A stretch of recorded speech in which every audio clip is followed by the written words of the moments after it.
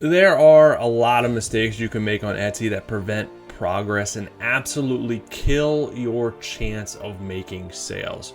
Your listing title is one of the biggest that I see, and there are 5 major issues that I see with your title that I want to help you fix today. Let's go. And if you don't know who I am, I'm LL. I help Etsy sellers start, build, and grow their businesses so that they can be less frustrated, be more motivated, and reach their goals a lot faster. I want to help you do the same today with this episode, and I want to talk all about listing titles because they really set the tone for the rest of your listing and can be the beginning of the end for many sellers, meaning they mess this up and their listing never performs because of things I'm going to talk about, which really sucks because a lot of sellers do really have some good stuff, but they mess up the components of their listing in the shop, and they get no views and they get no sales, and they think that they're the reason for this, which I guess they are the reason for this, but it's not because of your product. It's not because you didn't create something that people want or create something that's cool or in demand. It's like you're not getting eyes on it because you messed up your listing and the title and the other components in it. So let's dive into number 1 so that you know what to prevent and to fix if you're doing this wrong. The first thing that I see people get this wrong with is using low traffic keywords, especially first in your listing. If you don't know this, the first set of keywords that are in your listing title hold the most weight when it comes to search. The algorithm looks at those keywords and actually pushes those out to audiences more than the rest of the keywords in your title. That's why the best, most relevant keyword should be used first in your title. So if you're using not good keywords, and not good usually means low traffic keywords, this is really going to hurt you because it's not going to bring in traffic, and it's going to just diminish your chances of getting visits and sales because no one is searching for what you put in the keyword that you put in your title. So if no one's searching for it, you're not going to get visits, and you're certainly not going to get sales from it, and that is one of the biggest mistakes that I see and the things that you should try to prevent. The keywords that you're using in your title, they need to have at least decent search traffic, decent demand, so that you can have the potential to get views and visits on that listing. Usually how this works out is you're just using not the right keywords. There's usually alternate keywords that you can use in your title that have decent traffic. You're just picking the wrong ones that you think are best represented by what you're selling, but there's other ones out there that are better that people are searching from, because at the end of the day, it doesn't really matter what you think is best. If no one's using those words, then that's not what's best. You got to use the keywords that people are actually searching for. So here's a good example of I recently did a coaching with one of my members that's in the Etsy VIP program, and there's a link below if you want to check out that program. But we did a one-on-one coaching. We dove into her shop, and we looked at our listings and things like that. And this was a big problem that was happening with her titles because she was selling steampunk jewelry, and that was the keyword that she was really emphasizing in her titles. There was very little search traffic for this type of jewelry. There was some, just not a lot, not enough where you could get a decent number of traffic and sales. It's fine if you're niched down. I'm talking about this a little bit more, and you can kind of capitalize on that. But in this case, there was so little traffic, it's going to be really hard with the competition. Very little traffic, still a decent amount of competition, which basically equals to little to no chance that you're going to get any sales. So what you have to do instead is find other keywords that are high traffic that still relate to what you're selling, that still represent what you're selling. So instead of steampunk, I would still put that in, but put it in later in the listing, just in case for the people that are really know that niche and are really searching for it, you still want to show up. But instead of that, you want to get in front of such a much bigger audience of people that would still apply to. So if you use upcycled or recycled jewelry, you could also use vintage jewelry. This really brings, those keywords alone brought the traffic, the monthly average traffic from around 300 to close to 100,000 monthly searches. And people that are still, because steampunk is a lot of reused stuff, it's upcycled stuff. It's just a lot of people don't maybe not know that term, so they're not using it to search, but they're still looking for what that represents. This is why those keywords are better than steampunk.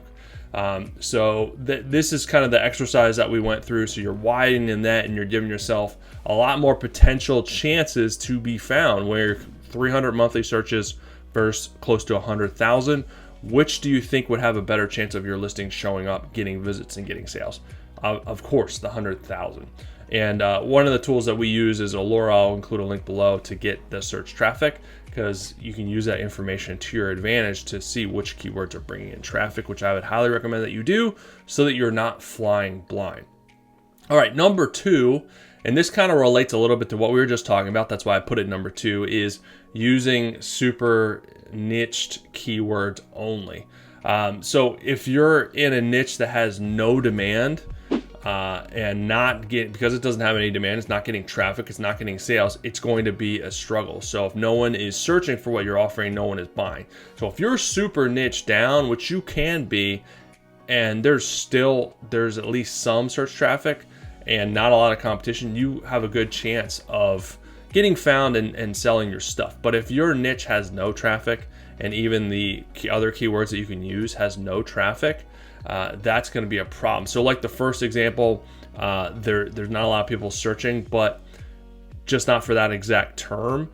You could use potentially other terms like upcycled, recycled, that could bring in traffic. But if your niche doesn't have other terms, and all the other terms, all the other options that you're looking for have no traffic, then this may be a sign that you need to recalibrate and find something else, find another niche, find something else with more demand, because it's going to be a struggle. You can't create demand. You just can't. You're not a huge company like Apple or can create a new product that would then create demand. You just can't do that. So that's what my suggestion would be to you. If you're super niche down, there's absolutely no traffic, and there's no kind of relatable keywords that you can use, you got to find something else, because it's going to be a struggle, and you don't really want to have to fight that battle, especially early on. That's why it's important to do niche research and product research early on to kind of make sure that you can have at least a chance, can at least get in a bat with the keywords that you're using. Number 3 is using very broad keywords. So this is kind of the flip side, too niche to too broad. So this can be a strategy to test down the road, and it is something that I do teach, but not to start with, for sure.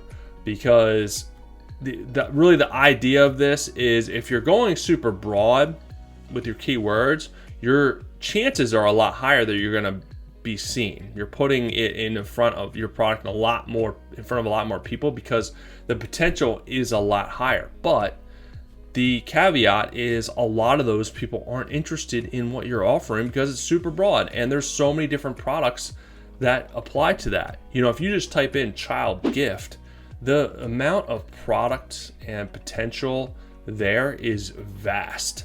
So if you have something that is very specific, the chance of them finding what you have and liking it is going to be far smaller, rather than going in with more specific keywords. It's a smaller audience, but they're more apt to a higher percentage of them are more apt to like what you have and what you're offering, because you're more niched down with the keywords. That's why you don't want to start off with broad first. And really, down the road, the reason that you move to a broad strategy is because you've already proven with your other strategies that your item will sell. So if your item, if you do other strategies, the other things I'm talking about, and you start to get traffic and you start to get sales, you've proven the concept that people do want your thing, because you've ironed out and refined how you're setting up the title, setting up the keywords.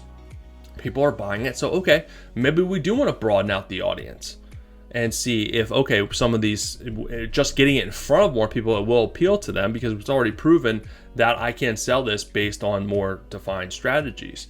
The same thing, you know, if you run ads for Facebook or Google or where you're running ads, they do this the same way. They start off with a more narrow audience to see how it's going to perform, and then they'll start to broaden it out. Same thing with YouTube. It all kind of plays the same way. They'll start with a narrower audience. If it does well, then they'll push it out. This is how things become viral. because they test it does really well, and then they start branching it out. They test it doesn't do really well, they're not going to show it to any more people, and then it's going to die, right? So you can do the same thing manually with your listings. You test it with a defined audience, see how it does, and then maybe you want to broaden out with your keywords down the road and do that as a strategy. Number 4 is not using enough keywords. This should go without saying, but I know there's still kind of people that teach this. I don't really understand why, because just from a mathematical perspective, so looking at the title, there's 140 characters in the title. This is about 15 to 20 keywords, depending on how long your keywords are.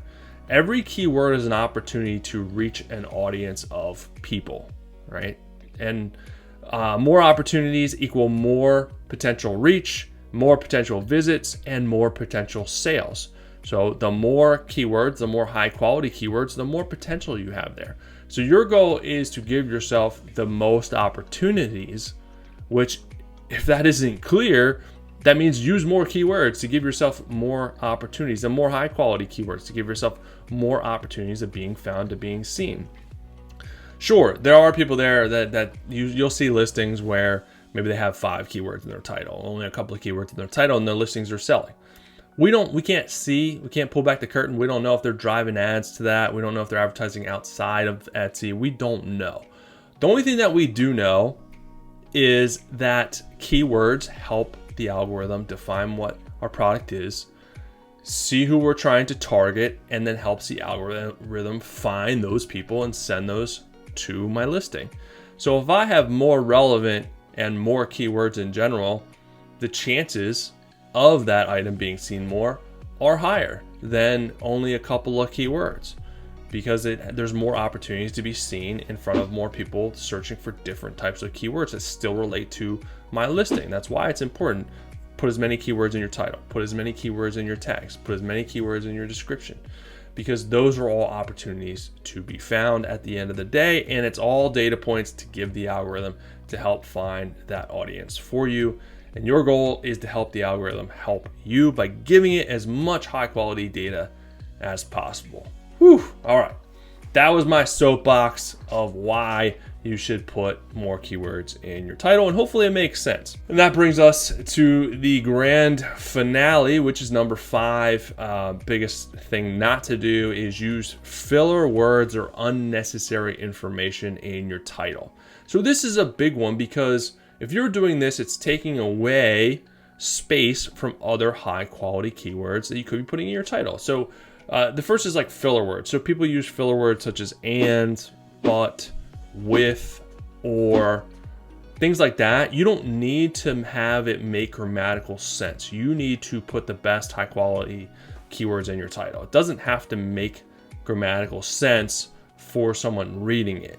It just has to be aligned with what the item is to bring in that potential traffic. So you can cut out the filler words and save that room for other keywords that you can put in your listing, because it's taking up space. The other thing that I see is just unnecessary information. This could be considered filler words too, but unnecessary information such as this is one of a kind, or this is on sale, or even some sizing stuff. With like art, sizing matters, but sometimes people put like this is a 10-inch necklace, and you're putting that in the description, you're putting it in the listing attributes. You don't need to put some of those things in the title as well, because it becomes redundant. So just think, what are people searching for in the search bar? Those, and then do your keyword research and see kind of what are the traffic for those things, but how are people searching it? You know what I mean? So someone's not searching for on sale necklace, you know what I mean? People aren't searching for things like that. You know what I mean? So those are the keywords that you want to stay away from, and they're not really keywords or filler, and only put the keywords that people would be searching for. You know, people are searching for diamond pendant necklace. People are searching for Mother's Day gift, you know, things like that. Okay, those are keywords that we want to put in our listing so that they would come up in those searches. But that's it, guys. Those are the 5 things that if you stop doing right now, you're going to significantly help your chances of being found more and getting sales. Because I see it every single day, these common mistakes and these common pitfalls that are just holding you back from getting closer to your goals a lot faster. So the sooner you clean this up and go back and start doing this for new listings, the sooner you're going to start getting more traffic and more sales. And with that information, you can use to your advantage to get even more traffic and more sales. And at the end of the day, that's what I want for you. That's why I'm doing these videos. I want to help you move forward as fast as possible. So hopefully that helps you guys out as well. Clean up your listing titles, get back on track. I'll be back with you next time.